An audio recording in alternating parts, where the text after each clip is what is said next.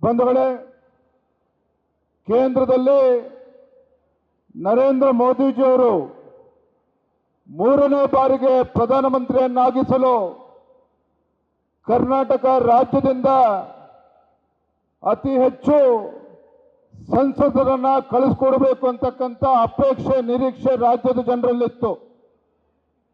ಅದಕ್ಕೆ ಪೂರಕವಾಗಿ ರಾಜ್ಯದಲ್ಲಿರ್ತಕ್ಕಂಥ ನಮ್ಮೆಲ್ಲ ಲಕ್ಷಾಂತರ ಕಾರ್ಯಕರ್ತಂದು ಪರಿಶ್ರಮದಿಂದ ಬಿಜೆಪಿ ಮತ್ತು ಜೆಡಿಎಸ್ ಪಕ್ಷದ ಎಲ್ಲ ಕಾರ್ಯಕರ್ತರೊಂದು ಶ್ರಮದಿಂದ ಇವತ್ತು 19 ಸಂಸದರನ್ನ ಆಯ್ಕೆ ಮಾಡಿ ನರೇಂದ್ರ ಮೋದಿಜಿಯವರನ್ನ ಕೈಯನ್ನು ಬಲಪಡಿಸ್ತಕ್ಕಂಥ ಕೆಲಸವನ್ನ ಮಾಡಿರ್ತಕ್ಕಂಥ ಇದಕ್ಕೆ ಕಾರಣೀಭೂತರಾಗಿರ್ತಕ್ಕಂಥ ನಮ್ಮ ರಾಜ್ಯದ ಎಲ್ಲ ಪಕ್ಷದ ಕಾರ್ಯಕರ್ತರಿಗೆ ಮೊಟ್ಟ ಮೊದಲಾಗಿ ಸಂದರ್ಭದ ಅಭಿನಂದನೆ ಸಲ್ಲಿಸೋಕೆ ಇಚ್ಛೆ ಪಡ್ತೇನೆ. ಇವತ್ತು ನಮಗೆ ಹೆಮ್ಮೆ ಇದೆ. ರಾಜ್ಯದಲ್ಲಿ ಇವತ್ತು ಒಂದು ಕಡೆ ಆಡಳಿತ ಕಾಂಗ್ರೆಸ್ ಪಕ್ಷ ಇವತ್ತು ಸಾಕಷ್ಟು ಅಪಪ್ರಚಾರದ ನಡುವೆ, ಸಾಕಷ್ಟು ಆಮಿಷಗಳ ನಡುವೆ, ಇದರ ನಡುವೆನೂ ಸಹ ರಾಜ್ಯದ ಜನ ಇವತ್ತು ಬಿಜೆಪಿ ಮತ್ತು ಜೆಡಿಎಸ್ ಪಕ್ಷಕ್ಕೆ ಆಶೀರ್ವಾದನ ಮಾಡಿದ್ದಾರೆ. ಹಾಗಾಗಿ ತಮ್ಮೆಲ್ಲರ ಪರವಾಗಿ, ರಾಜ್ಯದ ಎಲ್ಲ ಕಾರ್ಯಕರ್ತರ ಪರವಾಗಿ, ವೇದಿಕೆ ಮೇಲೆ ಆಸೀನರಾಗಿರ್ತಕ್ಕಂಥ ಎಲ್ಲ ನೂತನವಾಗಿ ಆಯ್ಕೆಯಾಗಿರ್ತಕ್ಕಂಥ ಬಿಜೆಪಿ ಮತ್ತು ಜೆಡಿಎಸ್ ಪಕ್ಷದ ಸಂಸದರಿಗೆ ತಮ್ಮೆಲ್ಲರ ಪರವಾಗಿ ಹೃತ್ಪೂರ್ವಕವಾಗಿ ಅಭಿನಂದನೆಯನ್ನ ನಾನು ಸಲ್ಲಿಸೋದಕ್ಕೆ ಇಚ್ಛಪಡ್ತೇನೆ. ಆತ್ಮೀಯ ಬಂಧುಗಳೇ, ಇವತ್ತು ಚುನಾವಣೆಯ ಫಲಿತಾಂಶ, ರಾಜ್ಯದಲ್ಲಿನ ಲೋಕಸಭಾ ಚುನಾವಣೆಯ ಫಲಿತಾಂಶ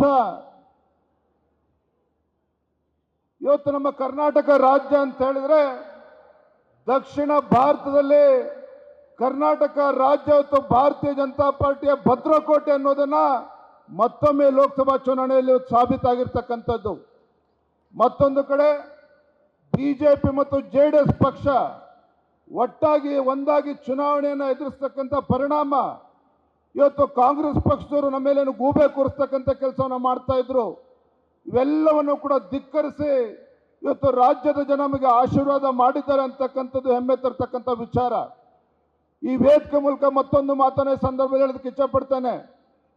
ಚುನಾವಣೆ ಕಳೆದ ನಂತರ, ಲೋಕಸಭಾ ಚುನಾವಣೆ ಫಲಿತಾಂಶ ಬಂದ ನಂತರ ಇವತ್ತು ಮಾನ್ಯ ಮುಖ್ಯಮಂತ್ರಿಗಳು, ಉಪಮುಖ್ಯಮಂತ್ರಿಗಳು, ಸಚಿವರು ಒಂದು ಮಾತನ್ನು ಹೇಳ್ತಾ ಇದ್ದಾರೆ.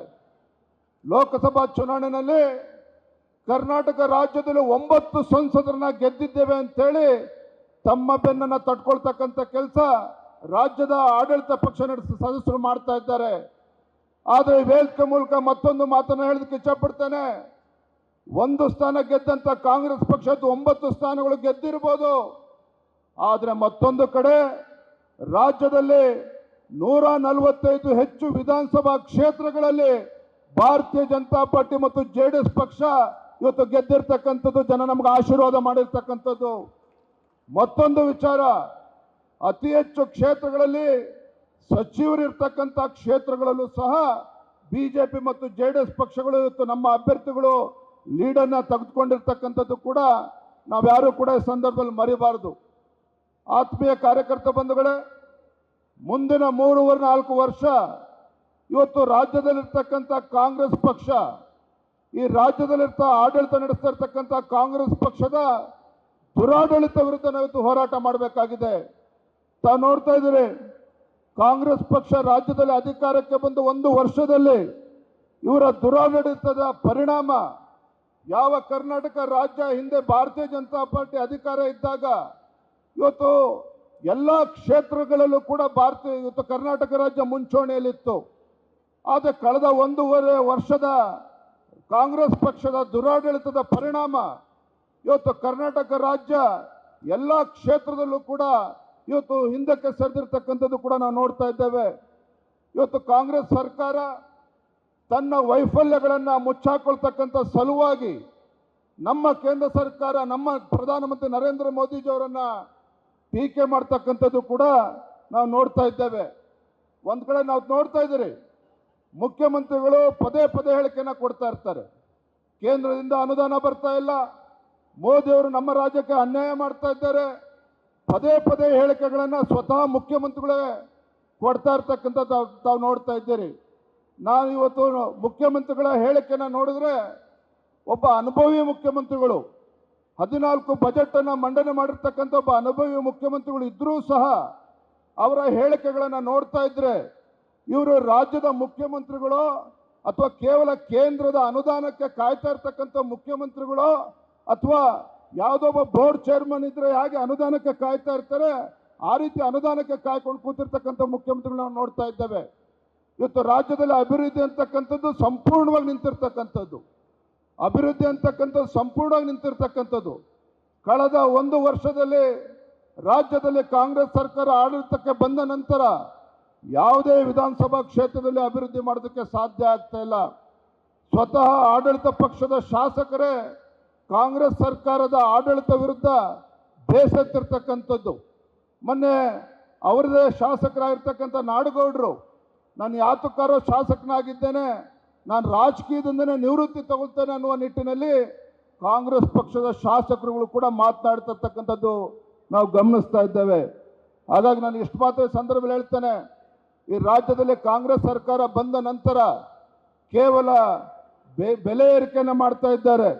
ಬೆಲೆ ಏರಿಕೆಯನ್ನು ಮಾಡೋದನ್ನು ಬಿಟ್ಟರೆ ಇವತ್ತು ಗ್ಯಾರಂಟಿ ನೆಪದಲ್ಲಿ, ಇವತ್ತು ಗ್ಯಾರಂಟಿಗಳ ನೆಪದಲ್ಲಿ ಇವತ್ತು ಸಮರ್ಪಕವಾಗಿ ಆಡಳಿತವನ್ನು ನಡೆಸೋಕ್ಕಾಗ್ದೇ ಗ್ಯಾರಂಟಿಗಳ ನೆಪದಲ್ಲಿ ಆದಾಯದ ಮೂಲಗಳನ್ನು ಜಾಸ್ತಿ ಮಾಡ್ಕೊಳ್ಳೋ ನಿಟ್ಟಿನಲ್ಲಿ ಬೆಲೆ ಏರಿಕೆಯನ್ನು ಮಾಡ್ತಾ ಇರ್ತಕ್ಕಂಥದ್ದು ಕೂಡ ನಾವು ಗಮನಿಸ್ತಾ ಇದ್ದೇವೆ.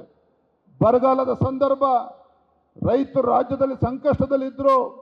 ಕೇಂದ್ರದಿಂದ 3,500ಕ್ಕೂ ಹೆಚ್ಚು ಕೋಟಿ ಬರದ ಸಂದರ್ಭದಲ್ಲಿ ಪರಿಹಾರ ಕೊಟ್ಟರೂ ಸಹ ರಾಜ್ಯದಲ್ಲಿರ್ತಕ್ಕಂಥ ಕಾಂಗ್ರೆಸ್ ಸರ್ಕಾರ ಈ ಬರಗಾಲದ ಸಂದರ್ಭದಲ್ಲಿ ರೈತರ ಸಂಕಷ್ಟಕ್ಕೆ ಸ್ಪಂದನೆ ಮಾಡ್ತಕ್ಕಂಥ ಯಾವುದೇ ಕೆಲಸವನ್ನು ಮಾಡಲಿಲ್ಲ. ಇದು ತಮಗೆ ಗೊತ್ತಿದೆ, ಈ ಸರ್ಕಾರ ಬಂದ ಮೇಲೆ ರಾಜ್ಯದಲ್ಲಿ ಇವತ್ತು ಆಸ್ತಿ ತೆರಿಗೆನ ಜಾಸ್ತಿ ಮಾಡಿದ್ದಾರೆ. 20% 120ಕ್ಕೆ ಏರಿಸಿರ್ತಕ್ಕಂಥದ್ದು. ನೋಂದಣಿ ಶುಲ್ಕವನ್ನು ಇವತ್ತು 200-250% ಜಾಸ್ತಿ ಮಾಡಿರ್ತಕ್ಕಂಥದ್ದು. ಮೋಟಾರ್ ವಾಹನದ ಅದರದ್ರ ಮೇಲೂ ಕೂಡ 40% ಜಾಸ್ತಿ ಮಾಡಿರ್ತಕ್ಕಂಥದ್ದು. ಇವತ್ತು ವಾಣಿಜ್ಯ ಮತ್ತು ಕೈಗಾರಿಕೆ ಏನು ವಿದ್ಯುತ್ತನ್ನು ಉಪಯೋಗಿಸ್ಕೊಳ್ತಾರೆ ಅಲ್ಲೂ ಕೂಡ 30-40-50% ವಿದ್ಯುತ್ ದರ ಜಾಸ್ತಿ ಮಾಡಿರ್ತಕ್ಕಂಥದ್ದು. ಎಲ್ಲಿಯವರೆಗೂ ಅಂತ ಹೇಳಿದ್ರು ಕೂಡ ಇವತ್ತು ಹಾಲಿನ ದರವನ್ನು ಕೂಡ ಜಾಸ್ತಿ ಮಾಡಿ, ಈಗ ಮೊನ್ನೆ ತಾವು ನೋಡಿದಿರಿ, ಪೆಟ್ರೋಲ್ ಮತ್ತು ಡೀಸೆಲ್ ಮೇಲೆ ಇವತ್ತು ಪೆಟ್ರೋಲ್ ಮೇಲೆ 3 ರೂಪಾಯಿ, ಡೀಸೆಲ್ ಮೇಲೆ 3.5 ರೂಪಾಯಿ ಕೂಡ ಜಾಸ್ತಿ ಮಾಡಿರ್ತಕ್ಕಂಥದ್ದು ನೋಡ್ತಾ ಇದ್ದೀರಿ. ಒಟ್ಟಾರೆಯಾಗಿ ಹೇಳೋದಾದರೆ ಈ ರಾಜ್ಯದಲ್ಲಿರ್ತಕ್ಕಂಥ ಕಾಂಗ್ರೆಸ್ ಸರ್ಕಾರ ಇದು ಬಡವರ ವಿರೋಧಿ ಸರ್ಕಾರ ಇದೆ. ರಾಜ್ಯದಲ್ಲಿರ್ತಕ್ಕಂಥ ಕಾಂಗ್ರೆಸ್ ಸರ್ಕಾರ ಇದು ರೈತ ವಿರೋಧಿ ಸರ್ಕಾರ ಇದೆ. ರಾಜ್ಯದಲ್ಲಿರ್ತಕ್ಕಂಥ ಕಾಂಗ್ರೆಸ್ ಸರ್ಕಾರ ಜನಸಾಮಾನ್ಯರಿಗೆ ಬರೆ ಎಳಿತಕ್ಕಂಥ ಸರ್ಕಾರ ಅನ್ನೋದನ್ನು ನಾವು ಈ ಸಂದರ್ಭದಲ್ಲಿ ನೆನಪು ಮಾಡ್ಕೋಬೇಕಾಗ್ತದೆ. ಹಾಗಾಗಿ ಮುಂದಿನ ದಿನಗಳು ಹೋರಾಟದ ದಿನಗಳು. ಲೋಕಸಭಾ ಚುನಾವಣೆ ಈಗ ತಾನೇ ಮುಗಿಸಿದ್ದೇವೆ. ಜಿಲ್ಲಾ ಪಂಚಾಯತ್, ತಾಲೂಕ್ ಪಂಚಾಯತ್ ಚುನಾವಣೆಗಳು ಬರ್ತದೆ.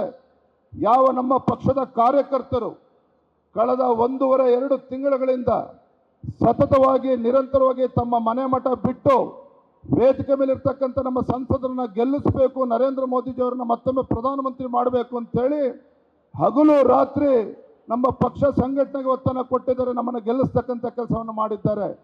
ಹಾಗಾಗಿ ವೇದಿಕೆ ಮೇಲೆ ಕೂತಿರ್ತಕ್ಕಂಥ ನಮ್ಮ ಸಂಸದರು, ವೇದಿಕೆ ಮುಂಭಾಗದಲ್ಲಿರ್ತಕ್ಕಂಥ ನಮ್ಮ ಪಕ್ಷದ ಮುಖಂಡರು ನಾನು ಮನವಿಯನ್ನು ಮಾಡ್ತಕ್ಕಂಥದ್ದು, ಮುಂದಿನ ಜಿಲ್ಲಾ ಪಂಚಾಯತ್, ತಾಲೂಕ್ ಪಂಚಾಯತ್ ಚುನಾವಣೆ ನಮ್ಮ ಕಾರ್ಯಕರ್ತರಿಗೆ ಶಕ್ತಿ ತುಂಬತಕ್ಕಂಥ ಒಂದು ಚುನಾವಣೆ.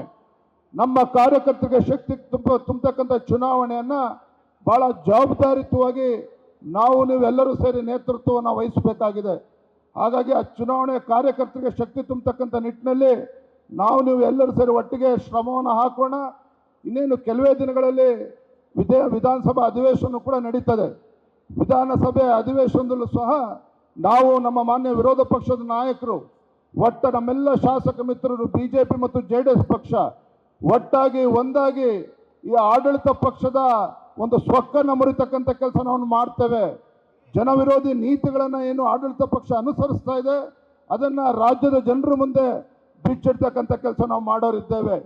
ಹಾಗಾಗಿ ನಾನು ಇಷ್ಟು ಮಾತ್ರ ಸಂದರ್ಭದಲ್ಲಿ ಹೇಳ್ತೇನೆ, ಇವತ್ತು ಜಿಲ್ಲಾ ಪಂಚಾಯತ್ ಚುನಾವಣೆ ಇರ್ಬೋದು, BBMP ಚುನಾವಣೆ ಇರ್ಬೋದು, ನಾವೆಲ್ಲರೂ ಸೇರಿ ಒಟ್ಟಾಗಿ ಒಂದಾಗಿ ಶ್ರಮವನ್ನು ಹಾಕೋಣ.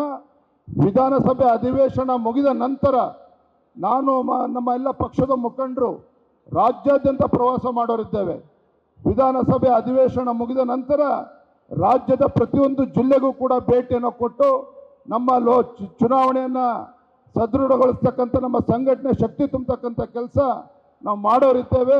ಹಾಗಾಗಿ ಆ ನಿಟ್ಟಿನಲ್ಲಿ ನಾವೆಲ್ಲರೂ ಕೂಡ ಒಟ್ಟಾಗಿ ಶ್ರಮವನ್ನು ಹಾಕೋಣ ಅಂತಕ್ಕಂಥ ಮಾತನ್ನು ಹೇಳ್ತಾ, ನಮಗೆ ಏನೇ ಇರಲಿ, ಕಾಂಗ್ರೆಸ್ ಪಕ್ಷದವ್ರು ಏನೇ ಮಾತನಾಡಲಿ, ಈ ಒಂದು ಲೋಕಸಭಾ ಚುನಾವಣೆ 2019ನೇ ಅವತ್ತಿದ್ದಂಥ ರಾಜಕೀಯ ಪರಿಸ್ಥಿತಿಗಳೇ ಬೇರೆ. ಮೊನ್ನೆ ನಡೆದಂಥ ಲೋಕಸಭಾ ಚುನಾವಣೆ, ಒಂದು ಕಡೆ ನರೇಂದ್ರ ಮೋದಿಜಿಯವರ ಜನಪ್ರಿಯತೆ, ಮತ್ತೊಂದು ಕಡೆ ಕಾಂಗ್ರೆಸ್ ಪಕ್ಷದ ಪೊಳ್ಳು ಭರವಸೆಗಳು, ಅವರ ಪೊಳ್ಳು ಭರವಸೆಗಳು, ಹುಸಿ ಗ್ಯಾರಂಟಿಗಳ ನಡುವೆ ನಾವು ಚುನಾವಣೆಯನ್ನು ನಡೆಸಿ 19 ಸ್ಥಾನಗಳನ್ನು ಗೆದ್ದಿದ್ದೇವೆ ಅಂತ ಹೇಳಿದ್ರೆ, ಅದಕ್ಕೆ ನಿಜವಾಗ್ಲೂ ಕೂಡ ನಮ್ಮ ರಾಜ್ಯದಲ್ಲಿರ್ತಕ್ಕಂಥ ಬಿಜೆಪಿ ಮತ್ತು JDS ಪಕ್ಷದ ಕಾರ್ಯಕರ್ತರು ನಿಜವಾಗ್ಲೂ ಕೂಡ ಅವರಿಗೆ ಅಭಿನಂದನೆಯನ್ನು ಸಲ್ಲಿಸಬೇಕು, ಅನ್ನೋ ಮಾತನ್ನ ಸಂದರ್ಭದಲ್ಲಿ ಹೇಳ್ತಾ ತುಂಬ ಸಂತೋಷ ಆಗಿದೆ. ನಮ್ಮ ಹೆಮ್ಮೆಯ ಪ್ರಧಾನಮಂತ್ರಿ ನರೇಂದ್ರ ಮೋದಿಜಿಯವರು ನಮ್ಮ ಕರ್ನಾಟಕ ರಾಜ್ಯಕ್ಕೆ ಇವತ್ತು ಕನ್ನಡ ನಾಡಿನ ಜನ ಇವತ್ತು 19 ಸಂಸದರನ್ನು ಇವತ್ತು ಆಶೀರ್ವಾದವನ್ನು ಮಾಡಿ ಏನು ಕಳಿಸ್ಕೊಟ್ಟಿದ್ದಾರೆ.